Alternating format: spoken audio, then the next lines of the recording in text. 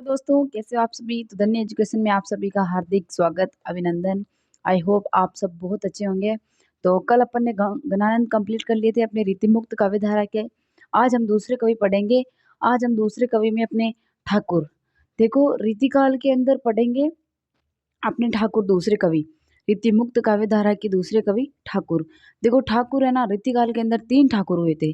3 ठाकुर में आपके क्वेश्चन आता है कि भाई देखो जो ये निम्न जो ठाकुर का क्वेश्चन देके बोल देते हैं कि भाई ये कौन से ठाकुर थे।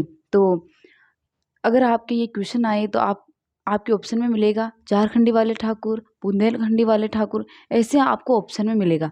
तो आपके जो ये ठाकुर है ना रीतिकाल के, ये हैं बुंदेलखंड वाले ठाकुर है।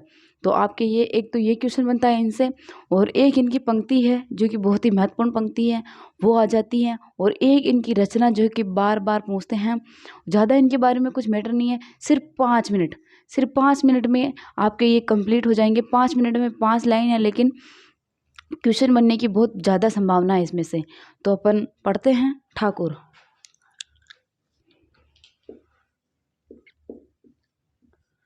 देखो सबसे पहले तो रीतिकाल में 3 ठाकुर हुए ना, रीतिकाल में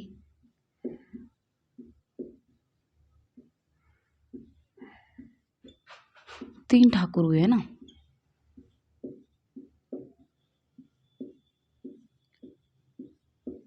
तीन ठाकुर हुए, और ये हैं अपने बुंदेलखंड वाले ठाकुर है ना।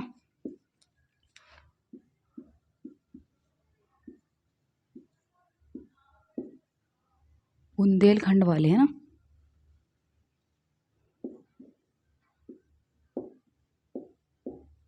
ये अपने बुंदेलखंड वाले ठाकुर है ना। और देखो अब इनकी एक रचना मिलती है, जिसकी रचना तो लाला भगवान दीन ने की है। इनकी रचना मिलती है ठाकुर ठसक। अब बहुत बार क्या होता है कि ठाकुर ठसक जैसे ही आती है, मतलब जो अपने भाई बहन है वो ठाकुर करके आ जाते हैं एग्जाम के अंदर, जबकि ठाकुर आपको नहीं करना है। ठाकुर ठसक की रचना तो इनकी है, लेकिन रचना उसकी लाला भगवान दीन ने। और आपके क्वेश्चन ऐसे आएगा भाई ठाकुर ठसक की रचना किसने की, जबकि ठाकुर ठसक की रचना अपने लाला भगवान दीन ने की है। तो इनकी रचना आती है एक ठाकुर ठसक।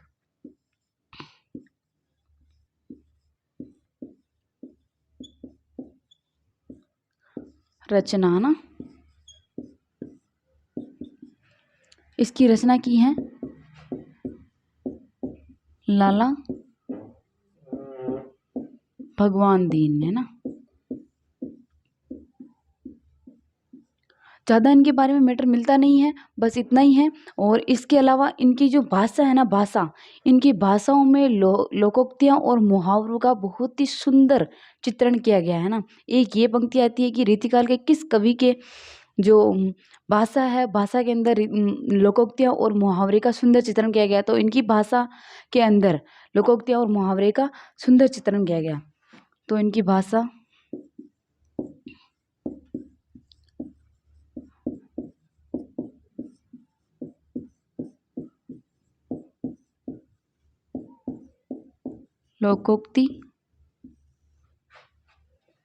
लोकोक्तियाँ कर लो आप, और मुहावरे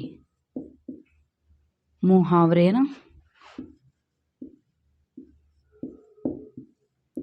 का सुंदर चित्रण, बहुत ही ज़्यादा सुंदर चित्रण मिलता है इनकी भाषा के अंदर या रचना के अंदर। देखो अब ये हो गई इनके बारे में। और एक इनके बारे में महत्वपूर्ण बात ये आती है, इनकी रचना, इनकी जो पंक्ति आती हैं वो आती हैं। देखो इनकी पंक्ति आती हैं, लोग कवित की बो खेल करी जानत है ना। लोग की बो खेल करी जाने, लोग कवित की बो खेल करी जानो। ये कहते हैं क्योंकि इन्होंने ना, रीतिकाल के कवियों ने कवित्व जो सवैया है, सवैया के अंदर ये सवैया छंद है, सवैया छंद का एक भेद है कवित्त सवैया। उसका ना रीतिकाल के अंदर जितने भी कवि हैं, कवित्त सवैया छंद का सबसे ज़्यादा प्रयोग किया। इसीलिए ये कहते हैं कि लोगों ने कवित्त सवैया को खेल ही मान लिया, सभी इसका प्रयोग करने लग गए। ऐसे लग रहा है जैसे सभी इसका प्रयोग करते हैं तो ये सरल ही है, ये सबको ही आ जाता है, ये खेल की तरह ही है। तो लोग कवित्त कीबो खेल करी जानो, लोगों ने इस कवित्त जो सवैया छंद है उसको खेल ही मान लिया। देखो ये हो गई इनके बारे में। मात्र 5 मिनट ही लगे होंगे और 5 मिनट के अंदर आपके 2 नंबर कंप्लीट हो सकते हैं, क्योंकि इनकी एक तो ये रचना महत्वपूर्ण है और एक ही इनकी पंक्ति महत्वपूर्ण है। और एक आपके क्वेश्चन ये बनता है कि जो अपने रीतिकाल के अंदर जो ठाकुर है वो ठाकुर कहाँ के हैं। तो ये रीतिकाल में 3 ठाकुर हुए हैं। 3 ठाकुर में ये बुंदेलखंड वाले ठाकुर थे और इनकी रचना मिलती है ठाकुर ठसक। ठाकुर ठसक आपको याद रखनी है, लाला भगवान दीन की रचना है। ठाकुर देखते आप ठाकुर मत करके आना ना। और इनकी भाषाओं में लोकोक्तियों और मुहावरों का सुंदर सुंदर चित्रण किया गया ना। और एक इनकी पंक्ति मिलती है, लोग कवित कीबो खेल करी जानो। देखो ये 5 मिनट का कवि है, लेकिन आपके 2 नंबर इसमें से बन सकता है। तो अपने को मैंने पहले ही कहा और अब भी कहती हूँ एक बार फिर से, कम मैटर पढ़ना है, कम टाइम लगाना है, लेकिन नंबर ज़्यादा लेके आने हैं। तो धन्यवाद। इसी के साथ में ठाकुर की आज समाप्ति होती है। कल अगले कवि के साथ में मिलते हैं। धन्यवाद।